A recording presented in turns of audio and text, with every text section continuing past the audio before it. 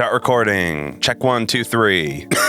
So all of last week I was kind of sick, so I didn't really get a chance to make any beats or film a new video, which is why I decided to release this. It was a lyric video for the new song that I released. The song is called New Nirvana. It's out everywhere right now. In case you hadn't heard it already, here's what it sounds like. Living on my own won't save me. Neither day nor the night feel hazy. All my friends said you were prima donna, but you were giving me a new Nirvana. This project was really fun just because I haven't actually put any of my own music out in a while, and I thought it would be a fun little experiment to try. And when I was walking through all these steps, I realized that every single one of these is something that I've really built up as a skill over a long period of time. Like when I started producing like 10 years ago, on some level, it was in order to be able to do what I can do right now with this song, where I could take a song idea of my own, transform it into a final production, mix it, master it, and then create promotional materials for it. And I honestly believe that this is what the modern artist is going to have to do if they want to grow in the modern music industry. Even though I work as somebody who works full-time producing for other people, I genuinely believe that it's helpful for people to know these skills on their own. So this video is actually going to be me walking through all the steps that I took from song idea to finished release, and I'm going to be showing you every step of the process. I'm also going to do a post-mortem of things that I wish I had done differently with this release. This is an idea that I stole from Blender Guru on YouTube. I really think that it's important to have sort of a live diagnosis of all the things that you wish you had done wrong at the end of a project. And as I'm starting to work on my next single after this, I think this would be a great time to focus on all the things that I just wish I had done differently. Disclaimer, I'm not trying to be a full-time artist right now. So a lot of the things that artists would do, like making ads or pushing for playlist promotions or articles, I didn't really bother doing because I'm not really trying to achieve that. So let me break down the entire process of releasing a single all by myself. So I like to keep track of my projects using Google Sheets. In my experience, it's the easiest for me to sort of keep track of long term. By the way, page 2 of this, where I go over the release guide stuff, I actually have set that up as a PDF because I give it to all the production clients that I work with. So if you would like this in a very well laid out PDF format, just hit me up on Instagram and I'd love to share it with you. You don't have to give me your email or anything like that. I just like sharing this stuff with people. Now, a thing to keep in mind is that this is just sort of a general framework.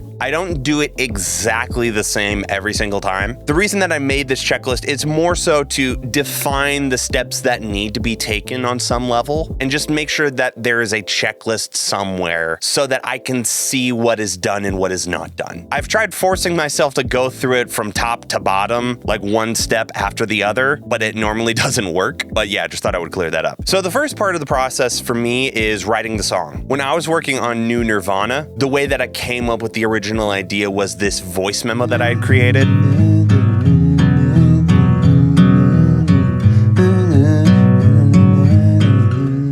But it was essentially just a voice memo of me plucking those 2 chords out on a guitar, and I was just mumbling, trying to come up with a song idea, essentially. My initial inspiration for the song was actually Zartan from G.I. Joe, just because, I don't know, he looks badass, and I had this sort of like weird song idea of what would happen if Zartan was like a sad boy emo rapper. For whatever reason, the idea got me excited to keep writing the song. And so once I had that voice memo saved, I brought it into Ableton, named it, and saved it somewhere that I knew I wasn't going to lose it. Another thing I like to do is on the voice memo app, you can hit copy on a song idea that you have, and then you can paste it into your notes, which to me is a lot better than trying to sort through the voice memo section itself. You can give it a little name, a little description of what you were thinking about, and it's a lot easier to find it after the fact. So yeah, I prefer storing them that way. So the next step here is look for collaborators. Honestly, I didn't do this for Zartan, and I added this step after I did Zartan, just because I didn't really have as much fun as I thought I would doing it all by myself. So for this next song that I'm working on, I made sure that I have a couple of collaborators in line. And a collaborator can mean anything from somebody you're getting to mix it for you, to a guest vocalist, to a guitar solo, wink. But yeah, one of the biggest things that I would change going into my next song is be sure to keep an eye out for collaborators. The next step that I did was world building. I already talked a bit about this Zartan idea. So what I did was I took out a regular like legal pad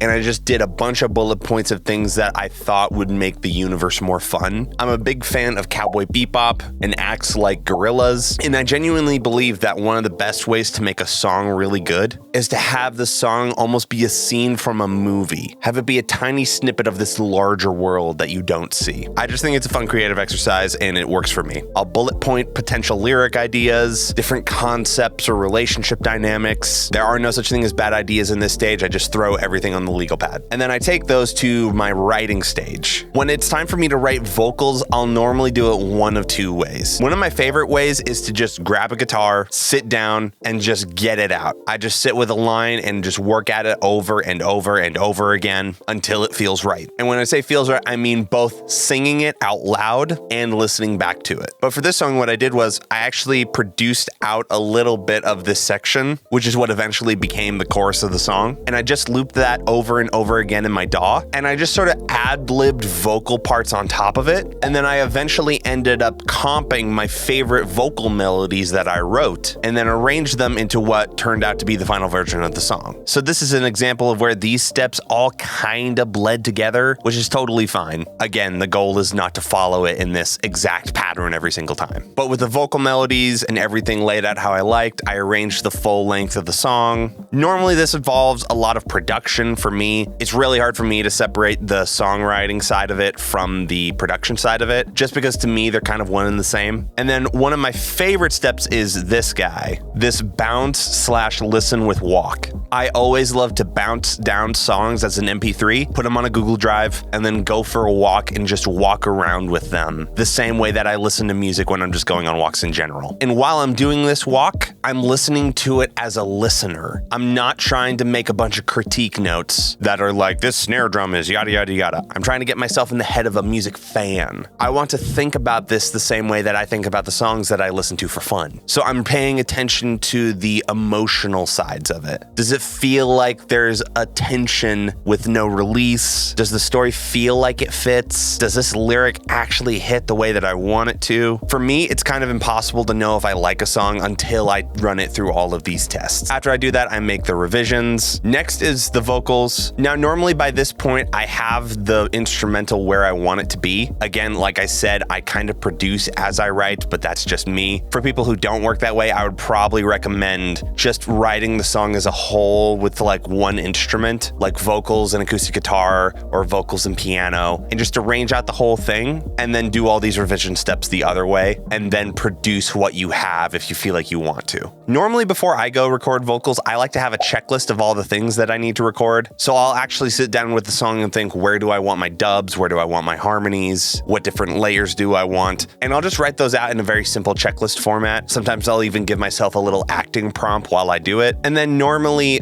I don't have the best ear for just naturally finding vocal harmonies. So what I like to do is I will just record a scratch vocal, tune it really hard so it sounds super auto-tuney, and then I will actually turn it into a vocal harmony. Again, all these steps kind of get blended into one another. So once I've actually sat down with the piano and determined exactly what I'm singing, I will normally do the exact same thing with the harmony. Sometimes I'll actually record a scratch vocal of me singing it, and then I'll just use Melodyne or something like that to like force the pitch into the melody that I want to sing. It's something I picked up from Andrew Wade. Sometimes people just sing a little bit better when they actually have a backing track of themselves to sing along to in the vocal booth. And I'll do that for the main vocal and then for any harmonies that I need. I don't really care about the quality of the guide track, so I'll just kind of force it. And sometimes I'll even use the exact same sections for the main melody and the harmony and the other harmony if there's two. And then I bounce those down to separate tracks and bring the full instrumental into a new session. Lately, I've been using Reaper for tracking vocals, but that's mainly just because I'm not on Ableton 11 yet, so it's the only way that I have comping. Also with Reaper, there's ARA2 support, so scanning things into Vocaline and Melodyne is like super quick. But I'm building a new PC right now, so that will probably change soon. But yeah, next I go through and I edit all of my vocals. Again, this is sort of a brief overview of everything. So my preferred way of editing vocals is I will comp together like my favorite takes to make the best main vocal I can and time align it exactly to how I want it to be. And then I will use that as a reference for tuning and time aligning all of the other takes. So for any of you who are familiar with Vocaline, that plugin saves you a lot of time. But personally, I feel like you need to make sure that whatever you are using as your guide is like super on point. But yeah, once I've got all of the takes that I need and they're edited down, I bounce them down, bring them back into the original session. And this is where I like to listen for spice. These are the weird things. These are like vocoder effects, weird glitchy effects, risers on certain vocal parts. It could even be something like an ad-lib track. If you actually listen to the verses in New Nirvana, I actually throw a little bit of a in between certain gaps in the lines. Gotta think of telling people that I'm okay. Don't want them worrying or tell them that I'm okay. Still awake and open sleep will make it okay. Feeling so insane. I did that at this part of the process. Again, I'll bounce it down on my iPod, walk around, listen to it, see if there's anything I'd like to change. While I'm doing this, I'll also kind of be listening to the production side of things, seeing if there's any other spicy elements that I would want to throw in. This is also normally around the point where I will show this to other people, like friends and collaborators who I trust their opinion, and get really specific feedback on what should change. Honestly, in the future, I think I'll probably introduce it more in the songwriting process, just because there were a couple of things that people pointed out that I wish I had changed in the songwriting part of it. But yeah, once I get feedback from people and everything is where I feel like it should be, I'll bounce down the vocals, mainly talking about these like vocal spicy elements. So if there's like a reverb throw or something like that, I'll just render it down. And I do the same for all the production elements. And this is when I move on to the mixing side. So session prep for me is really important because it can make the mixing process go by really quickly and really easily. For me, the mixing side is just an extension of production, and by that extent, also songwriting. It's just following the vision all the way to the end. So I like to be as creative as I can be in the mixing process, and I find that session prep really helps me do that. So it's a lot of color coding tracks, making sure things are named properly, putting them in the right folders. Once I do that, I do my gain staging, get a general balance of levels, and pan things where they need to be. And honestly, I try to get as far as I can with the mix just using these, because on some level, this is where a majority of the larger moves are gonna happen. And then the biggest thing is using reference tracks. I will normally pick out like one or two songs that I feel like I want to emulate mix style wise, and that can sort of act as a guiding light in this part of the process. And the songs that I use for my reference mixing are these guys. So I used Sting from my guy, Nick Tello. Nick also has a really awesome vocal mixing course that you guys should totally go check out. Camera got choppy for some reason. I don't know why. Ignore it. But then I also used Never Get Away by Little Lotus. I feel like having reference tracks for when you're mixing really makes that process a bit more straightforward, because you know kind of where a Northern Light is. It's like, okay, I know exactly what points I need to hit. What bass is too much bass? How do I know if the kick is too loud? Having reference mixes can really help with that. And so I'll do mix pass 1. This is where I do all of like my in-depth stuff, like my EQing, compression, all the nitty-gritty stuff. And I actually only allow myself 3 passes at a mix before I'm done. Knowing myself, I can continue to tweak stuff into oblivion. So in order to make sure that songs actually come out and they get finished, I limit myself to 3 passes. The first one I actually only do a mix, and then like 2 or 3 I'll throw on my mastering chain. And for these revisions, I'll do the exact same thing. I'll bounce it down to an MP3, listen to it on my phone, go for a walk, but then I'll also listen to it on multiple sets of monitors. I'll listen to it on a couple of PA systems that I have access to. I'll listen to it in my car, and I'll just make notes about things that I think could be better. And I'll make a note of where I hear those things, because sometimes you might listen to something in your car and think, oh, this has way too much bass. But then you realize that you don't really have that note on any other source, which might be like, oh, okay, well, maybe my car has too much bass in it. This is why it's also important to have your reference mixes on whatever device you're listening to your song on. So in other words, if I'm listening to my mix in my car, I will listen to my 2 reference mixes first, and then I will listen to my song. That way I can get a decent perspective on what is a decent amount of low end in the space that I'm in. And after I do this mixing and revision process 3 times, I bounce it and I post it to Distrokid. So that's the song creation side.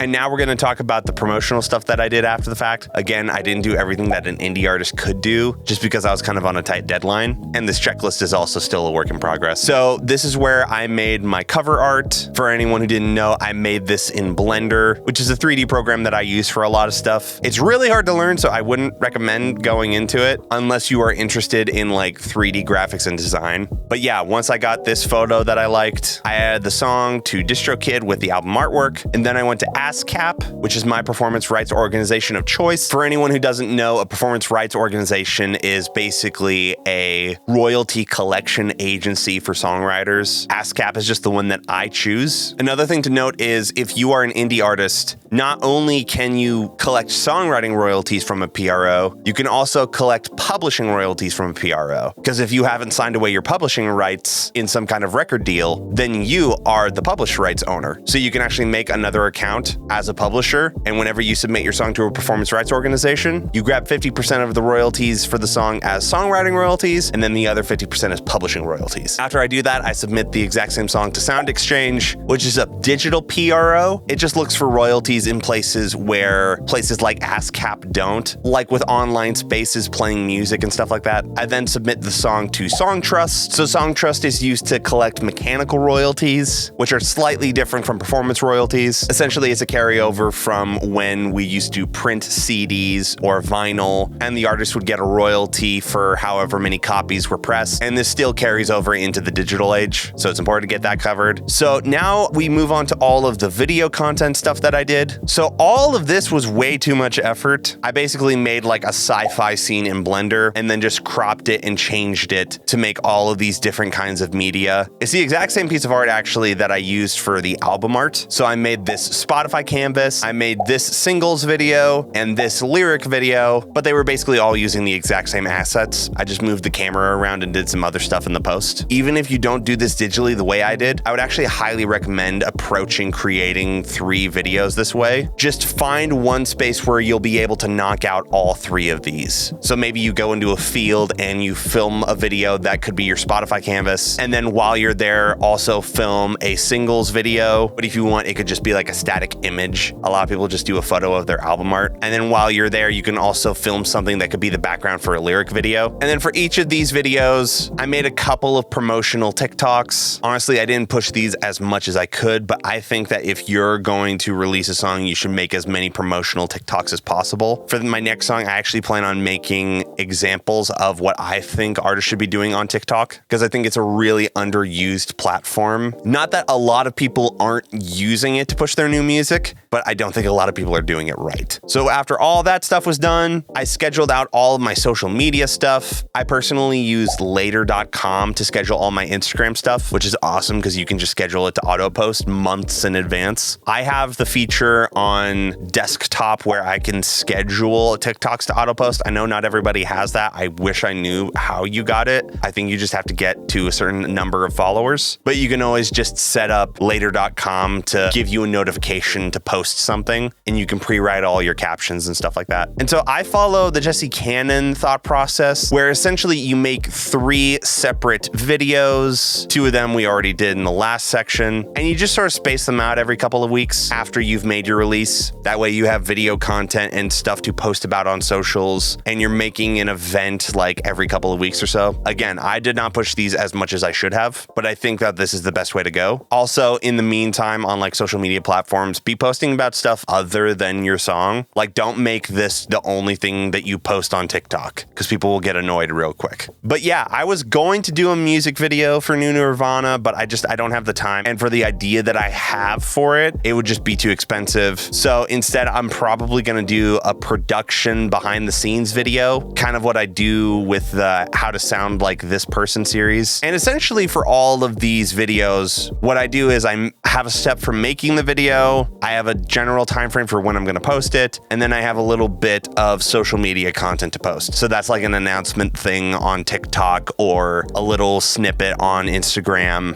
whatever works. And yeah, that's how it is. There are so many things about this release that I would have done differently. I would have brought on more collaborators because I got really lonely in the process of making this one. My inner perfectionist probably would have liked to have done at least one more mix. Like I said, I didn't do any promotional ads or anything like that, but part of me wants to try it next time. Also, I got really ambitious with Blender, like too ambitious. Like the video portion of this project probably took about the same time as it took to make the song, solely because I chose to make everything in Blender. So next time I might make it a little bit easier on myself, or at least do a simpler concept. But overall, I'm pretty proud of myself for actually finishing a song and putting it out after not doing so for almost a couple of years. I think for me, the reason why it's important to keep putting out music for myself is just to remind myself what my clients go through, like the scary side of it, feeling exposed and putting yourself out there for people to see and judge. I don't know, it was a good experience for me. I'll link to the song and all that stuff in the description. If you guys want to see more of the normal content that I do here, check out this video where I show you how to sound like Charlie XCX. And yeah, next week I will be hopefully back to 100% after my cold, and we'll be back to our normal content. So I'll see you guys later.